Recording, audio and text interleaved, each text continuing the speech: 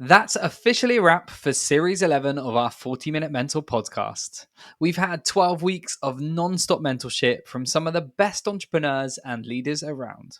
Our mentors this series have been incredibly candid, honestly sharing the tough times, failures, and learnings from their experiences, and also, of course, lots of wins.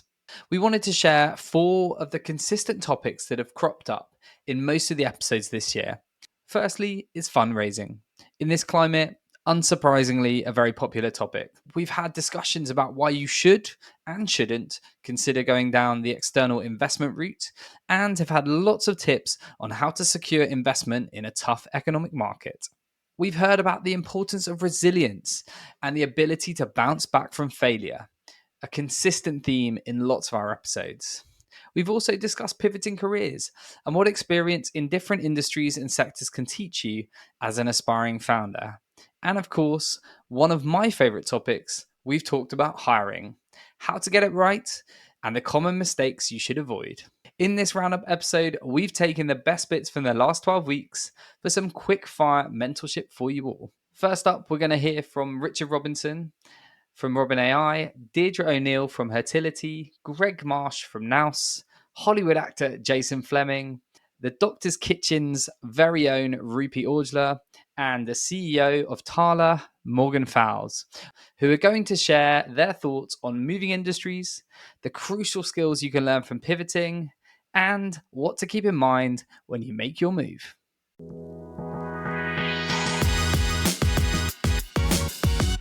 But I agree with you.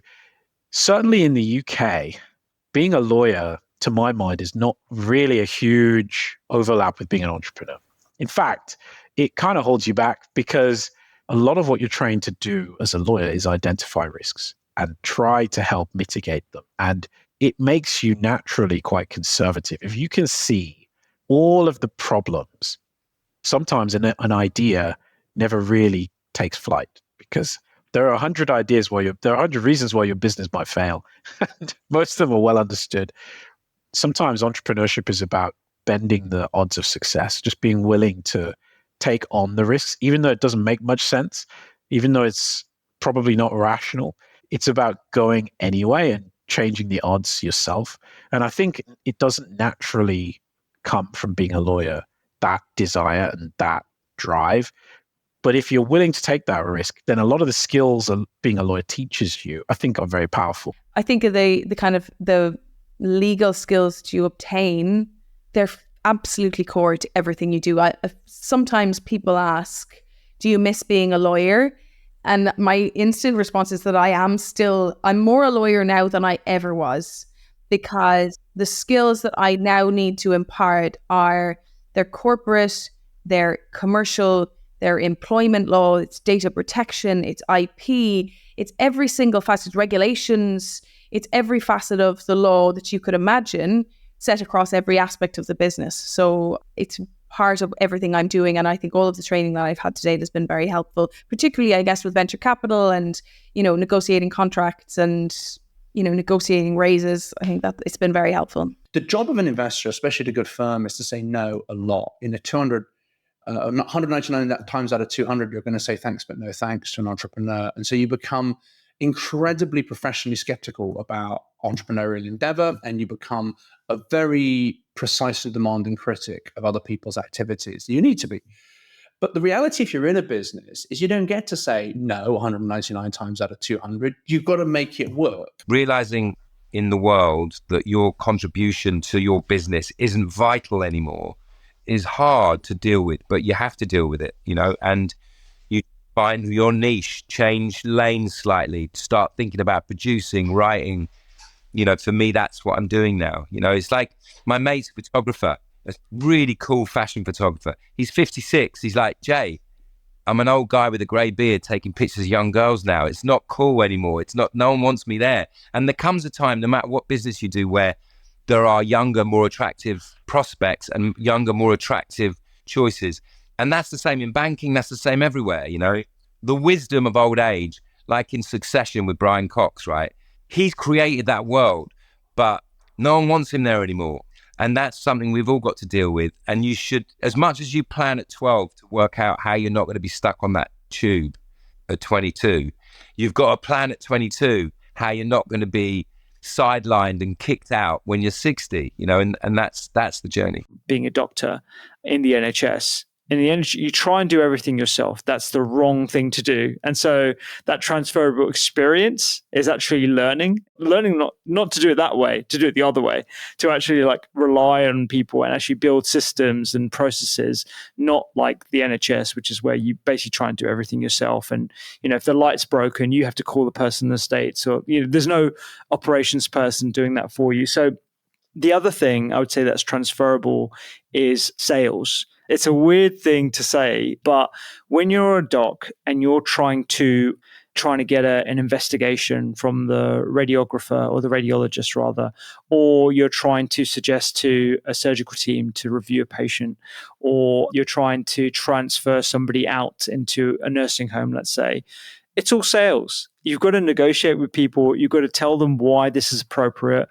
what the need is for this individual. You've got to be like real advocates for the person in front of you.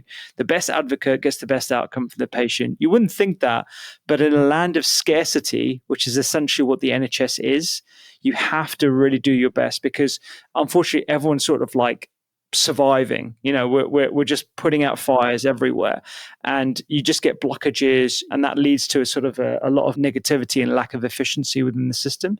So sales is actually something that I think is very, very important. The beauty of the industry today is there is a lot of opportunity for sort of micro entrepreneurship. So if you want a career in social media, building your own social media following and having some marketing traction, whether it's for a business you've started for yourself or a friend you're helping out with, just being able to show some of those learnings, even at a small scale. Similarly, if you want to go into website development, if you take on an e-commerce site of your own and build it out and just have a bit of fun and a bit of a play, I don't think there's an expectation that you're going to be doing it at a very expert level. But these tools are a lot more democratic now than they were. And so just being able to demonstrate like the passion for it and a bit of like interest in it, it would probably go quite a long way on your CV, which at that point it's really very green,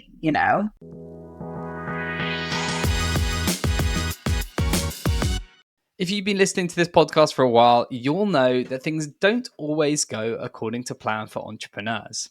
And we always like to talk about those experiences on this podcast. So we're going to do that right now.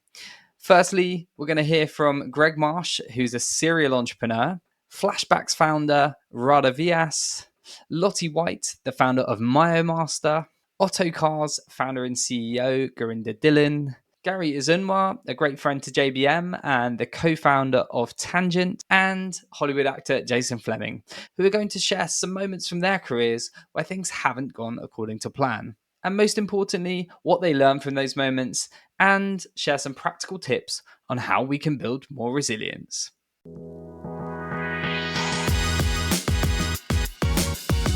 What I found hard about it was that sense that often, for extended periods of time, you feel as if the chances of failure and the chances of success are in the balance. There are days when you wake up and think, this is it, we're going to be the next Google. And then you wake up the next morning and it's like, it's all over. We're going to fail. There's no two ways about it. The reality is neither of those things is true. Something in the middle is probably going to be what happens. And what that could mean might be a sort of slow path towards failure. It could be a gradual path towards success, somewhere on that line. But the chances of it ever being a slam dunk overnight success or a total catastrophic failure are actually much lower than our sort of overactive imaginations and our stress response might lead us to believe. The game is to manage yourself. And managing yourself is really easy. Managing your own reactions to that level of anxiety and risk. It's a very easy thing to say. It's extremely hard to do. First 6 months were absolutely grueling. So we were quite naive. And like I said, didn't really understand the concept of MVP. So invested this money in a website, created these cutting edge products. And then nothing happened for 6 months. The phone rang. I mean, we had a physical phone back then, and the phone rang once. I answered it and it was a wrong number. So, I mean, that gives you how well it was going. To convince people to spend £2,000 plus with a company they'd never heard of, that had no social proof, it was very, very difficult. We were flying really high. We were just about to kind of achieve our first 20 million GMV that year. We had a staff of about 60, 65 people in London. We were raising a big Series A round. We were being inundated with offers from VCs. I mean, we could get into a room with a partner with anyone we wanted, Index, Excel. Like Excel was sending me baby gifts in the post. I just had a baby. We felt invincible, quite frankly. We'd gone around doing teaser meetings with about 30 different VCs around London, and we had chosen 4 to take into the next round. I had American VCs saying, "Oh, look, we'll fly to London and visit you." And this was about February time. They said, "Oh, well, there's a bit of a ban on travel because of COVID," rolling their eyes, "but we'll come to London next week." Like, nobody was taking COVID seriously. I remember we were in a meeting with Excel, and the partners asked Lee what keeps us up at night. And Lee said COVID, and he just shrugged it off and laughed and said, "Well, okay, yeah, fine. What else?" Nobody was taking it seriously, but we could see it coming around the corner. And we were just trying to get the raise done really, really quickly. We'd chosen 4 VCs, and we were just about to go into DD. This was early March. And then Trump closed the borders on March the 13th, 5 p.m. UK time. I'll never forget it. And that was it. Revenue dropped 95% overnight, like that, gone. And all the VCs went quiet. Everything fell through. I've had this conversation a lot with different founders, some who are kind of a million miles ahead of us, people who've sold their businesses. And really, I really think it comes down to not quitting. Yeah. Like, I think that is the fundamental thing, because even if your idea doesn't start out right, I think you can continually pivot until you get it right.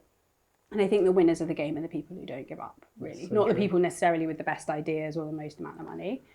And I fail every week, and I'm not exaggerating. And I think at the beginning, the failures really hurt. So I remember raising our first round of investment. I pitched over 150 people, and 147 of them told me to get lost. Wow. And getting up and doing that every day is really hard. And people are telling you, like they did on Dragon's Den, it's saturated, you're not doing anything different, blah, blah, blah, blah. But what I've really learned is that failure really is just part of the process. We should totally reframe it in our mind. Like, you have to fail to do this journey. It's just part of what you do. And now if I get rejected, I'm like, well, on to the next one. I think there's a realization in this journey in entrepreneurship, there's a cost for everything. And you just got to figure out what that cost is. But, there's this dream that you can have it all, you can't. If you want to be a stay-at-home mother, you're going to maybe sacrifice a career. And if you want to be a career, then it's hard to be a full-time mother. We were able to attract job seekers. We had a really high conversion from our waiting list onto the products. People actually signed up. But the product experience was so bad. I mean, it was awful. That no one did the things we wanted, nobody.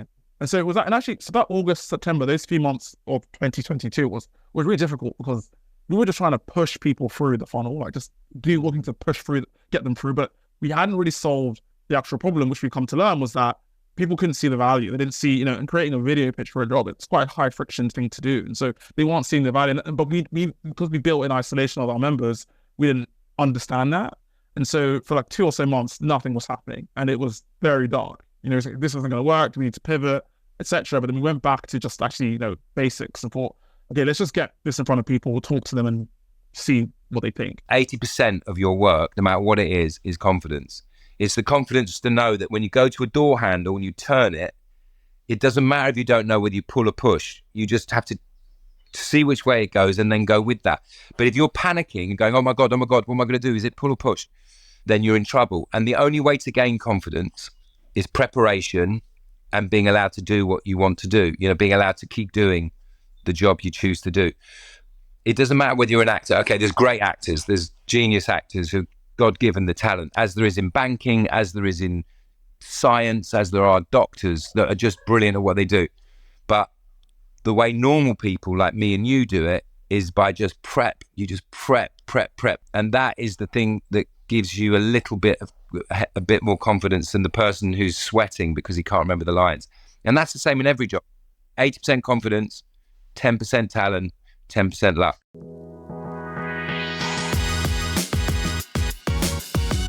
Hiring exceptional talent has an exponential impact on companies. But when you get it wrong, it can sometimes destroy them.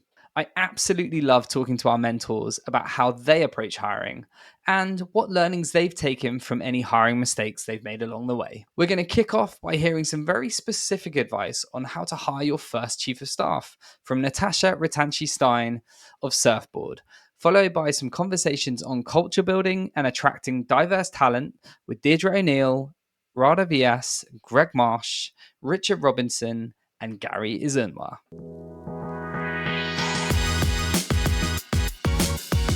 Yeah, I think that where a chief of staff can be most effective is when the founder has a very clear view on where they can have the most leverage on the organization. And so if they have a view of that, look, as a founder, you're doing everything from like sorting out a new office, sorting payroll, sorting the finances, fundraising, setting team culture, setting a product vision, founder-led sales, founder-led content, and blog writing. There's like a million things that fall under your remit. And so when you have a clear view of what is it that only I can do and what is it that can be handed over, that's a good time to bring a chief of staff in. And then the second part of the equation is finding, as you say, the right chief of staff. And so what you obviously have to do is have that list very clear in your mind of what it is you can hand over and make sure you're hiring for what can be handed over. And so, for example, if you have a lot of external conversations, let's say that example of risk and regulatory affairs, and you need somebody to deal with the regulator, you need somebody who you trust, who you can put in front of a very high stakes audience. At Surfboard, something I spend a lot of time on is like partnerships. We do a lot of cross-selling with our integration partners. And over time, that's something I would like to hand over. So it's very external facing. I still take hiring ridiculously seriously. I think it is the most important thing that a company does. How you hire, who you hire, how you select, and then once you've hired, how you enable, empower, and if necessary, performance manage or terminate. I think that set of activities is right at the heart of every really successful business. And I'll go further than that. I challenge anyone listening, and I'm happy to be corrected if someone can come up with a good counterexample of this. I challenge anyone listening to name me a truly successful business over the long term that did not have a truly distinctive culture. Now, why is that? It is partly because at a fundamental level, culture is a sorting function. A culture is something which is a beacon out into the world. It says, if you are this sort of person, you will thrive here. Your job as a business, I think, is to create and sustain that culture, to make it feel true, to project that culture in an authentic way out through your recruitment activities, to your brand behavior. One toxic person can spread like poison, like very, very quickly. So we stamp it out. We're a very transparent company. So we talk about these things all the time in all hands. We are very transparent when we release people from the business, and we try and do it with as much dignity and grace as possible. But we do release people, right? If they're not right, it's very important to do that and make that call early on for that person and for the company. And I think some of the times where people have gone, they're like, it's chaotic and it's so fast paced. And I'm like, if you want a steamship, get on a steamship. It's big and it's fancy and it's comfy. We're a motherfucking speedboat. And if you want to get on, get wet and get fast, that's how we're going to go, because the environment we're in, it is sink or be drowned, and you have to move fast and you have to be agile and you have to be on the pulse of absolutely everything. And if you want a slower pulse, you get on the steamship. And I think I used to try and maybe sugarcoat it a little bit for people, and now I don't. Now I'm like, yes, we are high fives and butt slaps all the way, but we're also, you have to work hard and show up. We have about 50% of the company are women.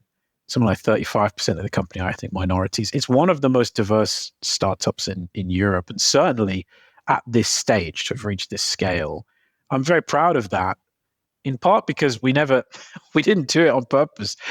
It was always my intention to build a diverse team. All the teams I've led have been, but we don't have any policies or rules or quotas. We don't do any of that. We just try and approach these things with a genuinely open mind. And I think we have a thoughtful way of thinking about diversity. So I'd say I'm very proud of that. It's still crazy to me that young people starting their career or early in their career are willing to take a bet on us to come and work with us. It's still so motivating to me to see that people who could have gone and worked at Barclays or could have gone and worked at Clifford Chance have given their trust to me and the company, and have given us that early point in their career. I'm always proud when I see these cohorts of people come and start working with us. So I'd say that's what I'm probably most proud of. You'd be surprised that people can accumulate impressive logos or credentials, but at the end of the day, you're not paying for those, you're paying for results. And so the results are usually very apparent from technical interview. I'd say second as well is that you can never tell. You can run all the most rigorous process in the world and it still might not be a fit when somebody joins. And so don't overdo it. The 10th interview is not actually going to give you any more information than probably the second or the third. And so that's not to say you should not be thoughtful. You need to be thoughtful about these things, but you should also accept that there's just this inherent risk in hiring. That means getting people in the door is the best way to judge and assess how well suited they're going to be for your company at your stage. In terms of how we approach the core business, like one of the fundamental things we're focused on is diversity in the company. In 1.0, we lacked diversity.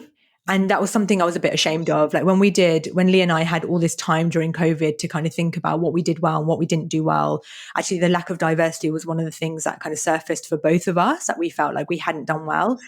In 1.0, honestly speaking, I just thought it would happen by osmosis. I was a female Asian founder. Like it would just happen, right? And it didn't just happen. And I understood that it wasn't just easy for me to create diversity because I'm an Asian female founder, that I had to be very intentional about it.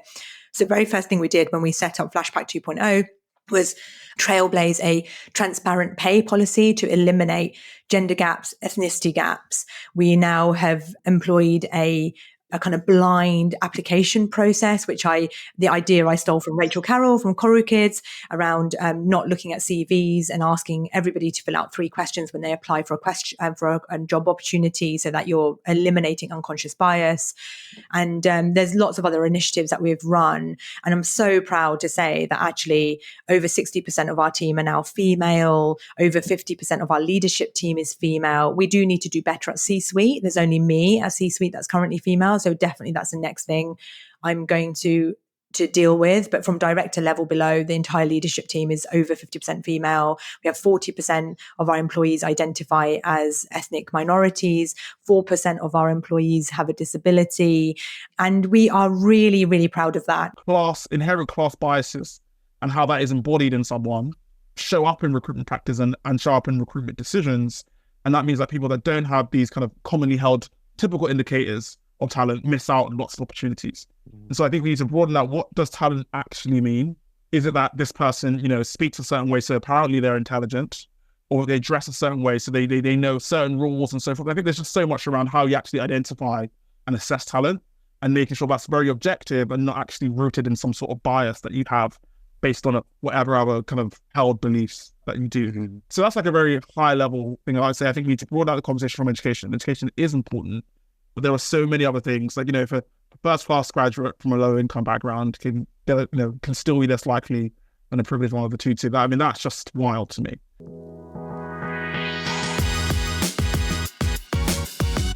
For our final segment, we have collated the best fundraising advice from this season. So whether you're trying to decide whether you should bootstrap like JBM have done or seek external investment, or perhaps you're already in the midst of fundraising in what we all know is a difficult economic climate. Whatever your situation, I really hope that you'll benefit from the practical advice given by Gurinder Dillon, Deirdre O'Neill, Lottie White, Richard Robinson, and Belong's very own Avion Gray. So I think in the early days, what we wanted to do was we wanted to control our destiny and have full control over that. And I think one of the things that you will do when you bring external investment in is either you're a king or you're rich, right? But you can never be both. So you take an external investment or you sell some equity in your business as you grow. Yeah, you get richness, but now you've suddenly got other people in the car with you, right? And it's how many hands do you want on the steering wheel? Whereas actually what we get to do is we get to control our destiny. We can move as quickly as we want. We can go where we want. And we don't have to be accountable. So if we want to stick to our values and say that's what we stand for, regardless of cost, then we can do that. Whereas you've got external investors, they say, well, no, what if you gave that up, some of those values, but you gave us more margin? And you're now in a tug of war. There's less than 2% of public funding goes into women's health. We need to call bullshit on that to say, hang on, we're 52% of the planet and our health matters. One of the most interesting things I read this year was about the type of fundraising that people have been doing. So there's a form of kind of closing. Normally you'd close a deal and that would be it. Everyone signs a document and the round is closed.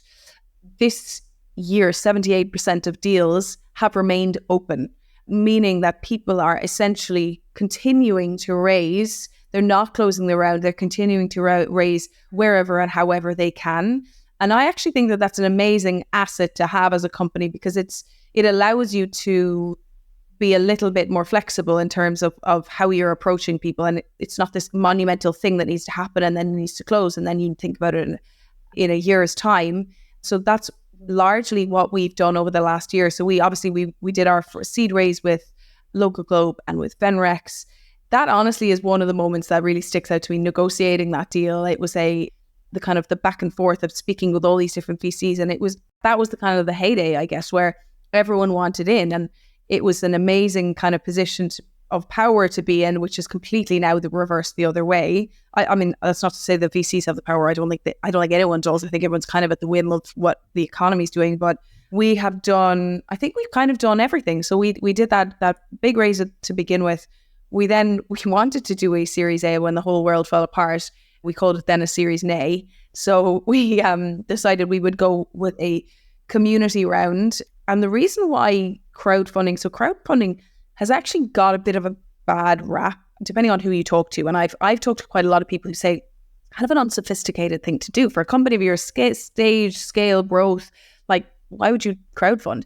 And I had viewed it in a different way, because I'd seen, these huge tech giants like Monzo and Revolut doing these crowdfundings. And I had worked on the Monzo deal when I was at Cooley, and I thought, well, if they've carved out this proportion of their round, even though they're raising multiple millions, they've carved out a part of their round for crowdfunding because they value customers. They value having brand ambassadors investing in their success. They're not just doing it because they want to make money. They're doing it because they believe in this company and they believe in the success of that. And then people will recommend it to other people, and you suddenly have not just one investor talking about something on their portfolio, but in our case, we had 1,600 investors who were then talking about it in their kitchens, their living rooms, in the pub, to their friends. And there's a huge strength in me in that ambassador investor, because you've got that strength without even having to reach them as a personal customer, because a lot of them weren't actually customers. They just believed in what we were doing. I think actually we should flip the switch on the VC world, in which we need to understand that actually very few companies are relevant for VCs. I sort of think we get fed a narrative as entrepreneurs that getting your big round raised by a VC is the win. Yeah. It's really not. And it is only right for companies that can 10x the return. You have to understand that. I'm not building a company that will 10x the return, and I'm not embarrassed to say that. I want to get to 60 million pound of revenue. That's our big goal. And it's not right for VCs, and that's totally cool. So we've raised all of our money from angels. Nice. Neither Joe or I have like a wealthy family or anything, but our first investment was from my former boss, and we went to people that, connections that you make along the way. And I think people should consider angels. I really, really do. 100%. They're amazing. They often leave your business alone. There's a lot less at stake for them because they're often, they've got their own careers, they've got other money. Whereas for VCs, this is their career, managing you and making sure you get output. So I think you also need to understand that. And then I think in terms of the learnings, it's get comfortable with rejection and don't be embarrassed about that. It's totally fine. And secondly, you've really got to manage a fundraising process very efficiently, and you should approach it efficiently. Yeah. Things like having a deal room and all your documents in the right place, knowing exactly your valuation, having everything together puts you a million miles ahead when you go and have conversations with people. I think it really impresses people. For sure. And being kind of rigorous about the process is really important. I think fundraising is not fun. It's the first thing I would say. It's not a pleasant experience, because most founders, I think, are like this. You put your heart and your soul into building a business. So when someone says, I don't want to invest, it's like they're saying, I don't believe in you. And that's a very painful thing, at least for me, to hear and cope with when you're giving so much, but you can't take it personally, even though it's personal. So it's extremely difficult. I would say, for me, I've learned a few things. Number one, you really need to run it as a rigid process. You got to have a clear plan, clear deadlines, database with everyone you're going to speak to. You got to take notes of each call. You got to follow up. You've got to just do the blocking and the tackling, things that are not spectacularly complicated, but are part of the process of being an effective operator. You got to apply that mindset to fundraising, and you increase your chances of success by many, many multiples, I suspect. It's important that you don't go out trying to convince people that your vision of the world is going to come to pass. What you're trying to do is find believers. You're trying to find the people who actually agree with you and just need to be told and explained how you've got the right team to get it done. And that is a really big shift. It's when you're trying to convince people that I think you get disheartened when you hear no. And it's also more exhausting because you're constantly trying to handle objections when really what you want is someone who agrees with you on the direction of the world and just needs help being guided on that journey as you see it. And that filters out a lot of people and gives you the opportunity to focus in on the investors who are going to make a difference. Because if you convince someone to invest in you because you knew some fact or you made some argument or you spanned some story, there's no guarantee it's going to last. And you're really taking these people on a journey. It's going to last 5, 7, 8, 9, 10 years potentially. You want people on that journey who, at the end of the day, fundamentally believe in you and your game plan. And that will make the whole process much better. So that's something I've really tried to select for, is investors who believed in what we're doing and believed in us. Just know that fundraising is one of those processes that only ends when you stop. And you should stop at some point, but make sure you've given it everything before you do. It only takes one person to believe in you to get the whole thing moving. And I found that when someone invests, others often will follow. And so keep going, don't give in, and don't let yourself be dissuaded by the statistics. They're true. They're not fake. They're very real, but you can, as an entrepreneur, it's your job to bend the odds of success. That's really what you do. And so I encourage you to treat fundraising the same way. I think it's important to try and screen as best as you can. So you spend your time with people who probably have the highest likelihood of investing, or at least really listening and spending that quality time with you, listening and digging into it. Because at pre-seed stage, you probably don't have the public market proof points. So you really need investors who are going to sit with you, pay attention, ask the right questions. And a way that you can do some of this screening is by talking to other founders about investors, doing your referencing, back channeling, talking to angels, looking at the investor's portfolio. Make sure they understand exactly where you are in the process going in before you take a meeting. Like, this is where we are stage-wise. Do you think it's a good fit? Because fundraising can be exhausting. And I think it's really important to spend time with the right people who just won't waste your time.